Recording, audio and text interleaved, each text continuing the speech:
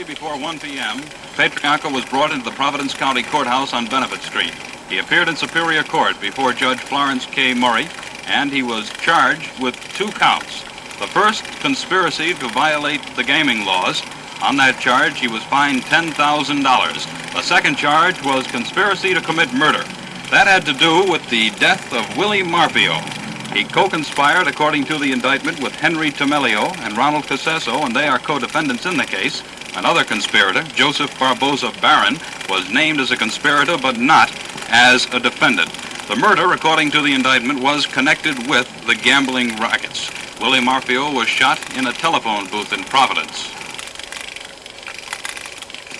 Patriarca had originally been surrendered to the Attorney General by his attorney, Mr. Charles A. Curran. He has now been released in $60,000 bail, and as of now, no date has been set for the trial. Tony Silvera, Channel 12 News at the Providence County Courthouse.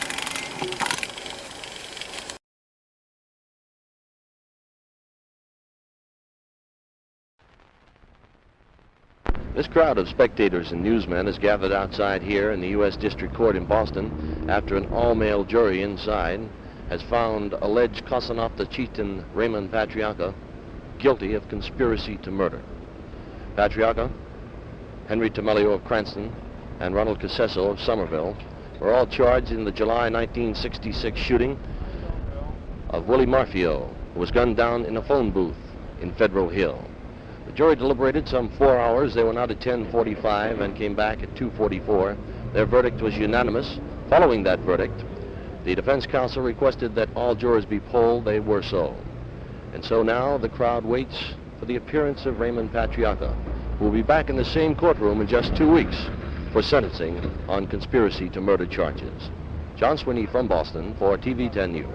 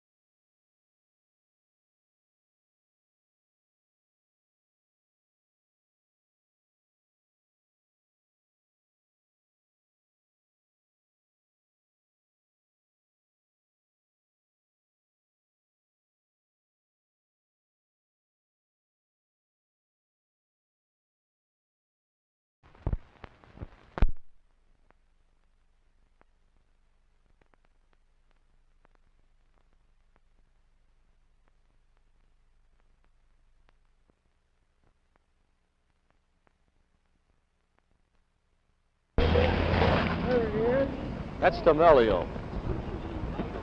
That's Tomelio. Oh, Tomelio. Yeah.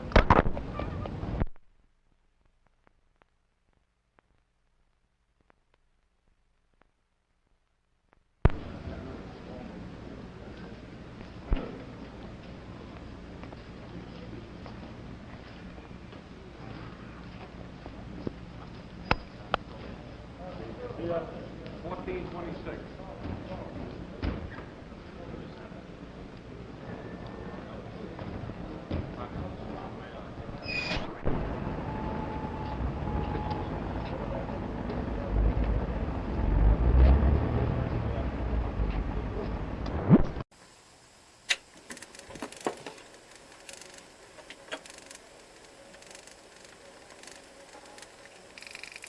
The jury returned to the fifth-floor courtroom at 2:42 this afternoon. They had been deliberating since Friday afternoon. Before the verdict, Judge Eugene Gallant cautioned the spectators, most friends of the defendants, against any sporadic outbursts. A contingent of Providence police was brought in to bolster the already heavy security guard. When the foreman announced the not guilty verdict, the gallery burst into brief applause despite the judge's warnings. The 63-year-old Patriarca drooped in his chair a bit and then briefly cried. He had been charged with being an accessory before the 1968 shotgun slayings of Rudolph Marfio and Anthony Maley in a Providence grocery store. An earlier trial resulted in a hung jury. The trial was highlighted by the testimony of a Catholic priest who first testified that he was with Patriarca when he was supposed to have been at a crucial meeting that connected the defendant with the crime. Later, the priest came back to tell the court he had his dates mixed up, and indeed he was not with the defendant on the date in question. The most crucial testimony, however, was that given by John Red Kelly, an underworld figure from Watertown, Massachusetts, who said he mapped the getaway route on the orders of Patriarca. Eventually, the case boiled down to whether or not the jury believed that testimony, and according to co-defense counsel Raymond Daniels, this is what won the case. The turning point in the trial was Kelly's testimony. Having cross-examined him at length for some 3 days back in February and March at the trial of the 4 co-defendants, I was thoroughly prepared to bring out all the inconsistencies, and he completely changed his testimony, particularly as to the most important dates. A typical example was where he testified that one Louis Monacchio was at a meeting with him, a most important meeting, on April 2nd, 1968. As it turned out, we produced evidence 3 months ago that Mr. Monacchio was in the custody of the Providence Police Department that entire evening and could not have possibly been there. Accordingly, at this trial, Mr. Kelly again changed his testimony to conform with his new false version. Well, now, Mr. Patriarca will be returned to federal prison. When possibly could he be freed now? He could possibly be freed sometime in September of this year. This coming September? Yes. What do you think the results of this trial will do to pending cases that Kelly will have to testify in, or is supposed to testify in? I think Kelly's credibility has been severely damaged, if not totally destroyed. Obvious lies that I think he should be prosecuted for perjury. I was a prosecutor in Los Angeles for the district attorney's office for 11 years. And had I had anything to do with this case from the prosecution standpoint in this case, in this state, I would have dismissed this case a long time ago.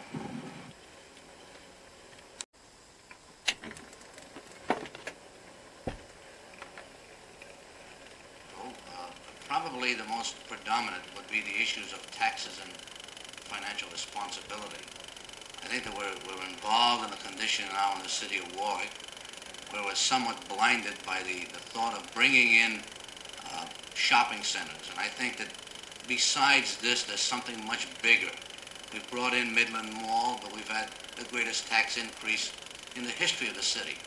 That unless we struggle towards a restructuring of our city government, towards the elimination of waste and duplication, and towards the streamlining of the departments of government, then we would not be able to stabilize taxes. And to me, that is the prominent issue.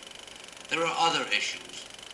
Presently, there's chaos and controversy between City Hall, the school committee, and the school superintendent. And I think this requires leadership, and that leadership can come only from City Hall. There is a terrible conflict of interest, brazen, not only permitted by City Hall, but it's condoned by City Hall. And this is not in the best interest of the people of the city of Warwick.